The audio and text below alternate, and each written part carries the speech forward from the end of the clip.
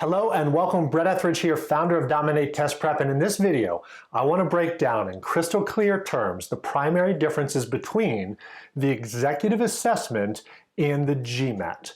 This is a common question I've been getting recently as the executive assessment has been growing in popularity. It is starting to be accepted by more and more schools, and so you might be wondering, well, what are the differences and which should I take? So I'm going to do my best to answer both of those questions. Ultimately, you will have to decide for yourself, and fear not, we have comprehensive prep courses, industry-leading prep courses for both exams. So head over to dominatetestprep.com for those courses to help you get a great score on either exam, but which should you take?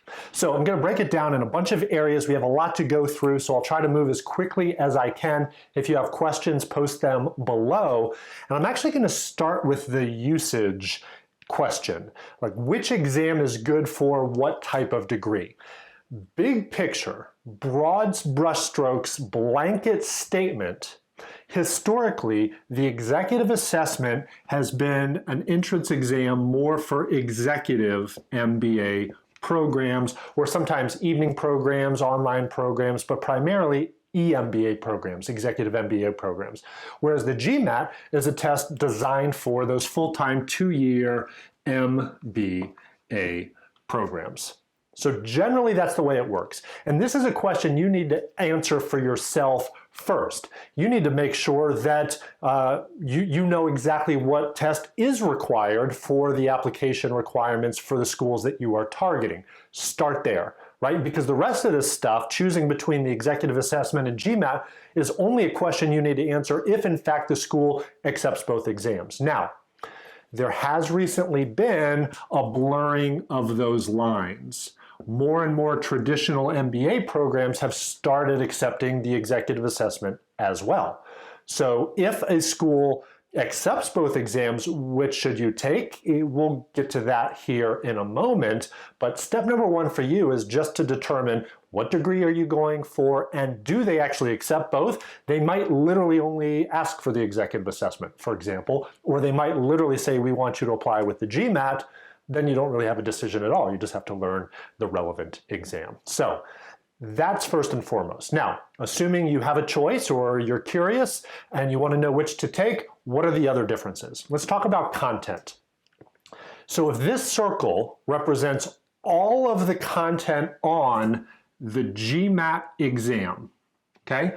So that big circle represents all of the content, all of, problem solving and data sufficiency and, all of the concepts and content areas. There's sentence correction questions, critical reasoning questions, reading comprehension questions. There's an integrated reasoning section, right? That's all the stuff on the GMAT exam. Most of that is also on the executive assessment. So here's how I conceptualize it. If that whole circle is the GMAT, this is the executive assessment. The executive assessment also has problem-solving questions, math questions, data sufficiency, sentence correction, critical reasoning, reading comprehension, integrated reasoning. Like, it's all the same stuff, except what is outside of the blue circle but still inside the GMAT circle? Two things. Number one, geometry. So G-hyphen-metry, right? I don't have room to write it. Geometry.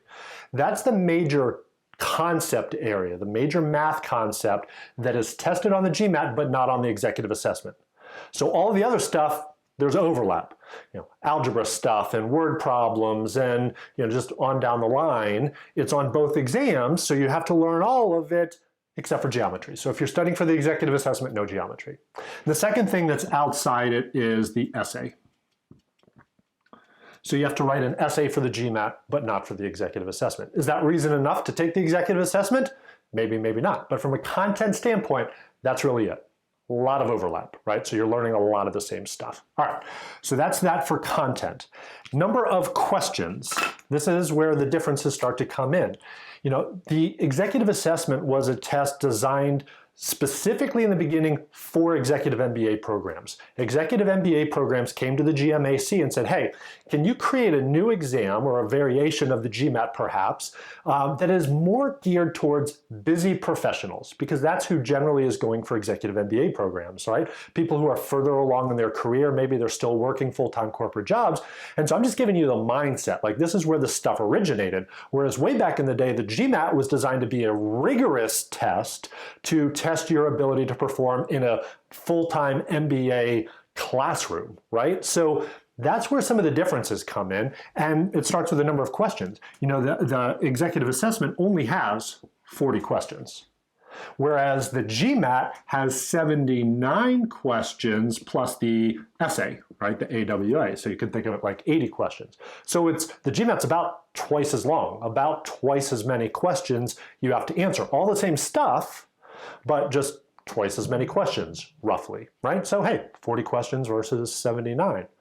But along with that, then the length of the exam is also going to be different, right? If you're answering 40 questions, it only takes you 90 minutes to do the executive assessment, whereas it takes a little over 3 hours to complete the GMAT. Now, of course, why wouldn't I just take the shorter exam? I'll get to some of the rest of the stuff, and again, remember the intent, make sure it's even allowable for you, but pretty big differences. And by the way, there are no breaks on the executive assessment. You just sit down and plow through 90 minutes, you're in and out, you're done, right? Whereas the GMAT, you have some breaks between sections and so forth. It's just a longer process, a more rigorous process. But there's a reason for that. So now let's talk about some of the other stuff. Oh, let me talk about the integrated reasoning section as well. I mentioned that both tests have an integrated reasoning section. On the executive assessment, though, the integrated reasoning section is a crucial component. It is important, right? It is literally a third of your score. It's built into the one score you get for the executive assessment. It's as big a part of your score as the quantitative section and the verbal section. It's all part of the same one score you get. Whereas on the GMAT, I don't want to call it an afterthought, but I'll call it an afterthought. Like the integrated reasoning section is almost more of a distraction. It is a completely separate section that gets its own independent score unrelated to the main 200 to 800 point GMAT score that's so important for, you know, the admissions officers at business programs. So you still want to do well on it. You don't want to completely tank it. Some schools do put more emphasis on the integrated reasoning score than others, but it's just a separate set apart thing. Whereas on the executive assessment, it's crucial that you study it just as hard as you study the rest of the stuff. Now, is that a good thing or a bad thing? I guess it sort of depends on whether that's going to be a strength of yours or not. But that is a big difference between the two exams. In terms of the format, there are two things I sort of want to highlight in terms of differences, both potentially positive differences. On the executive assessment side, it is section adaptive instead of question adaptive. And what that means is you can skip questions and come back to them. And a lot of students like that ability, right? By contrast, the GMAT is question adaptive, meaning each question varies based on how you answer the last one. So you can't get to the next question until you answer the previous question. Good, bad, some students like it, some students don't like it, doesn't matter. But I'd say a lot of students kind of like the ability to skip some questions within a section and go back because it is section adaptive. There are more nuances than that, section adaptive within a section, and so once you get to the next subsection, you can't actually go back. But anyway, that's all logistical stuff. But the point is, I would say that's a major formatting difference between the two exams. A feather in the cap for the GMAT, though, from a formatting standpoint, is that you can select your section order. So select section order, SSO. In other words, if you want to do the quantitative section first, you can. If you want to do the verbal section first, you can. I usually encourage my students to leave the integrated reasoning section until last because, as I talked about, it's usually not as foundational to your score. And so you have a little bit more flexibility and choice with the GMAT.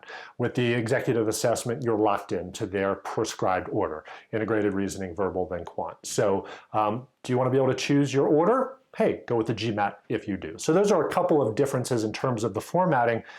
And I'd say the final thing to talk about is sort of the perception, right? It seems like, I mean, if we're going to just kind of go down through the list, if you had a complete choice, and I were looking at this, why wouldn't I go with a shorter exam, fewer questions, shorter length, 90 minutes versus 3 hours, right? Feather in the caps. These I'd say are a wash because there's like a pro for the format for the GMAT, a pro for the format for the executive assessment. I'd say maybe this is a little bit favorable towards the GMAT just because it's one fewer section to have to really stress as much about, but maybe you call that a wash. So maybe things are tipping a little bit in the direction of the executive assessment. Again, you need to decide for yourself.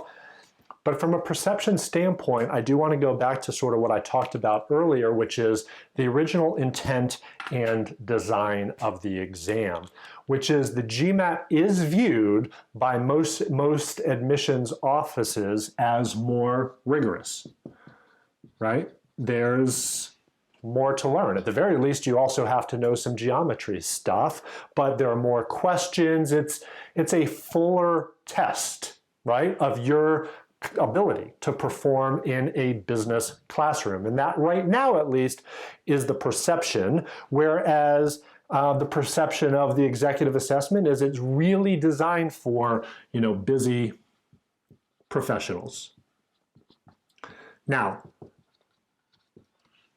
they wouldn't accept it if they didn't think it was a good enough test to be a decent predictor, right?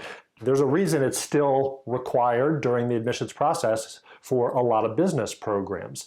But I'm just telling you, if you are trying to boost your application by showing your quantitative chops, for example, if you want this as another marker during the admissions process to show your abilities, your quantitative reasoning abilities, you may want to go with the GMAT, even if it's a quote-unquote harder exam. It's not necessarily harder, because that's the other thing I would mention from a content standpoint.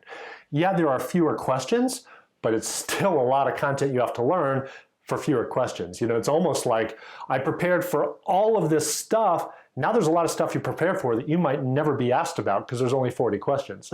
Whereas all the other stuff you've prepared for on the GMAT, you're more likely to see at least a question about that stuff just because there are more questions to potentially, have certain concepts pop up. So anyway, whether that matters to you or not, those are some key points of difference. And I would say the only other sort of wild card to mention is that the admissions offices and schools for rankings and so forth are publishing average and median GMAT scores, right? That's a big part of what plays into rankings, and you're probably familiar with it. Hey, if I want to go to Harvard Business School, I know what their average GMAT is.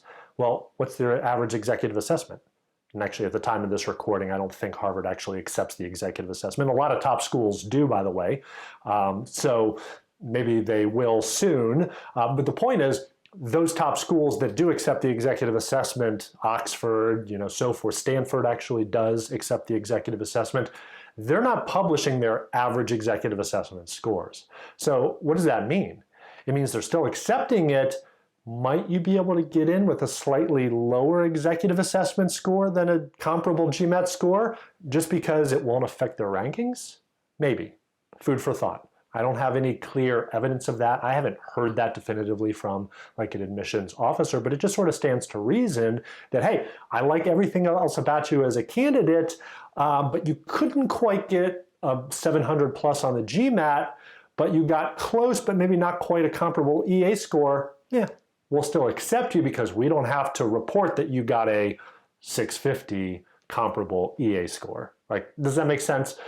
So anyway, I'm just throwing out some numbers, but that's just sort of a wild card thought at the time of this recording. All of that could change if you're watching this, years from now, as the executive assessment gains more traction. And my sense is that as more and more schools start to accept the executive assessment, not just for executive MBA programs, but full-time MBA programs, and more schools are accepting it, it will sort of mainstream as well in terms of rankings and so forth. But for now, that's just sort of the reality. So I hope I have given you some food for thought. Hopefully you now understand the differences at least and can make an informed decision. Questions, post them below for a comprehensive, in fact, I'm one of the first and only comprehensive, effective executive assessment prep courses on the market. Not a lot of people are actually teaching the executive assessment yet, and we have that. So head over to dominatetestprep.com/executive-assessment if you want to sign up for our EA prep course. And of course, we have comprehensive GMAT courses and have had those for years, helping students dominate whichever exam you end up needing to take to get into whichever business school is going to help advance your career. So I'm here to help you however I can. Questions, post them below. Head over to dominatetestprep.com, reach out to me personally, and I will see you on the inside. Take care.